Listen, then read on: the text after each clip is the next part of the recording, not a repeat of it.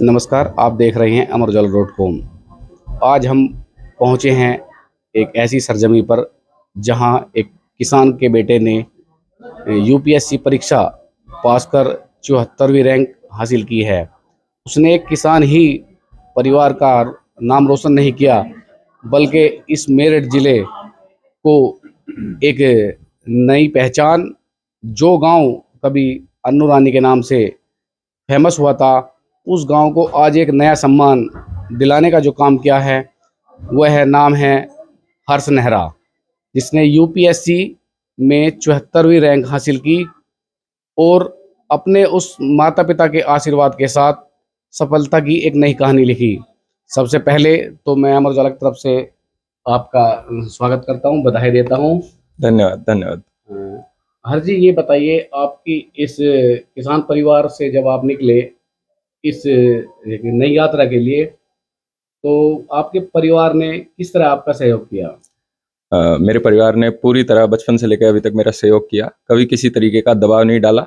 हमेशा अगर मैं कभी हार भी मानता था या मैं कभी परेशान होता था, तो हमेशा प्रोत्साहन किया।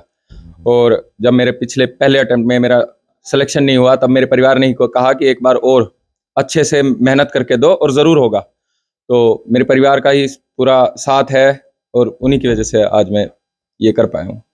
इस पूरे सफ़र में आपके लिए सबसे बड़ी चुनौती क्या रही? सबसे बड़ी चुनौती थी कि लगातार इतने लंबे समय तक पढ़ते रहना, ये पता होने कि अगले साल पेपर है, 1 साल पढ़ना है, फिर उस साल पेपर नहीं निकला, फिर उस प्रेशर में फिर से पढ़ते रहना है। और घर से मैं दूर था, मैं दिल्ली था, तो वो भी एक चुनौती थी कि मैं घर से दूर हूँ, इतना समय मैं परिवार के साथ बिता सकता था, लेकिन वो भी नहीं बिता पा रहा हूँ, तो ये सब चुनौतियाँ थी। इस आपकी पूरी परीक्षा को लेकर तैयारी और अब सफलता तक के बीच में जो आपने अपनी रणनीति तैयार की है, अपने युवाओं को और छात्राओं के लिए उस रणनीति को एक बार थोड़ा शेयर करें। रणनीति यही है कि सबसे पहले तो देखें कि अगर इस पे ये पेपर चाहता क्या है आपसे, सिलेबस ढंग से पढ़ें। सिलेबस के साथ साथ क्वेश्चंस देखें पिछले साल के कि किस तरीके के पूछे जाते हैं, ताकि पढ़ने से पहले आपको पता हो कि ये चीज़ें पढ़नी है। फिर वही बेसिक बुक्स जो आती हैं हर जगह सबको पता है, वो किताबें लें, पढ़ें उनको अच्छे से 2-3 बार, रिवीजन करते रहें टाइम से। जब आपको लगे कि आप एक स्तर तक पढ़ चुके हैं, फिर टेस्ट लगाना शुरू करें, प्रीलिम्स के लिए टेस्ट लगाएँ। अपना जो स्टैटिक सब्जेक्ट्स हैं, पॉलिटी, हिस्ट्री, इकोनॉमी, ये सब बहुत अच्छे अपने मतलब ये स्ट्रेंथ होनी चाहिए आपकी। फिर मेंस के लिए थोड़ा सोचने का तरीका आप सुधारें, आप कैसे आर्गुमेंट्स नए ला सकते हैं आंसर्स में, और आंसर्स लिखें। तो ये स्ट्रैटेजी मेन है, बाकी तो काफ़ी बड़ी स्ट्रैटेजी है, लेकिन ये इसका क्रिस्प मैं एक बार बता दिया। 6 मार्च को वो पल जिस वक्त रिजल्ट आया, तो आपने फील किया सबसे पहले परिवार में, अपने जो परिवार के सदस्य हैं, माँ बाप हैं, सब लोग हैं उसमें, किसको महसूस किया आपने? मैंने सबसे पहले मेरी मम्मी को फ़ोन किया, फिर मेरे पिताजी को फ़ोन किया। तो मेरे को पूरा परिवार याद आया, उनके संघर्ष याद आए, उनकी प्रेरणादायक बातें याद आई। तो जब रिज़ल्ट आया तो मैं बहुत खुश था, मेरा परिवार भी खुश था फिर। इस बहादुरपुर से लेके मेरठ और जो भी पूरे ग्रामीण परिवेश में युवा हैं और छात्र हैं, तैयारी कर रहे हैं, उनके लिए अपना एक संदेश। संदेश यही है कि मेहनत से, ईमानदारी से लगे रहें। अगर कभी फेलियर्स आते हैं तो उन फेलियर्स को हार की तरह ना देखें, बल्कि एक पड़ाव की तरह देखें कि अगली बार मैं इनको अपनी स्ट्रेंथ्स पे, अपनी वीकनेसेस पे काम करूँगा और अच्छे से मेहनत करके पास होऊँगा। ये मेरा संदेश है उनके लिए कि मेहनत करते रहें ईमानदारी से और आप ज़रूर कामयाब होंगे। हमारे साथ हैं जो आईएएस के लिए चयनित हुए हैं, हर्ष नेहरा।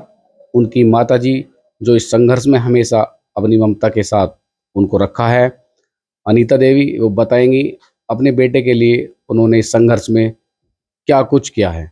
अनीता जी। मैंने अपने बेटे का बचपन से ही सपोर्ट किया है। जब लिखना भी नहीं जानता था, तब मैं इसे अपनी गोदी में बैठा के इसको लिखवाती थी, इसका हाथ पकड़ के। और जब भी इसे थोड़ी सी भी परेशानी हुई तो मुझे फील हो जाता था। अब भी इसे जरा सी भी थोड़ी सी प्रॉब्लम होती है तो मुझे फील हो जाता है। मैं गैर लगी फोन करती हूँ इसको। पढ़ाई में भी कुछ प्रॉब्लम है, उसे भी मैं सोल्व करती हूँ, क्योंकि मैं एक प्राइमरी की शिक्षिका हूँ। तो आप इसे हाँ। टीचर के नाते टीचर के व्यवहार था या आपके माता के तौर पर? माता के प्रति तो ममता थी, टीचर के प्रति भी मैं इसे को पढ़ाया है। दोनों तरीके से शिक्षिका की तरह भी हैंडल किया है।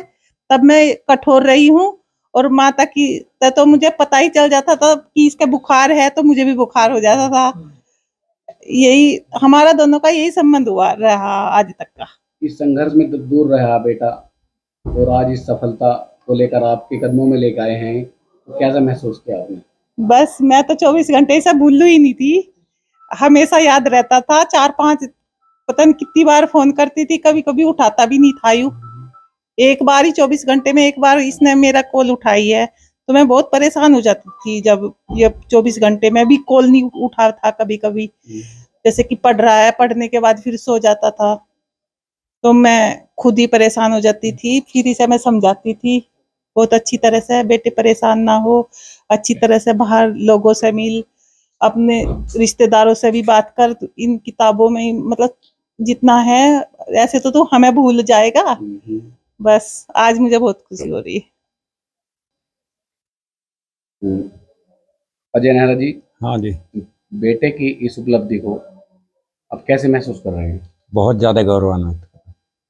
एक किसान होने के नाते आपने बेटे के लिए इस संघर्ष में आप खड़े रहे, तो ऐसी कोई चुनौती आपके सामने परेशानी आई?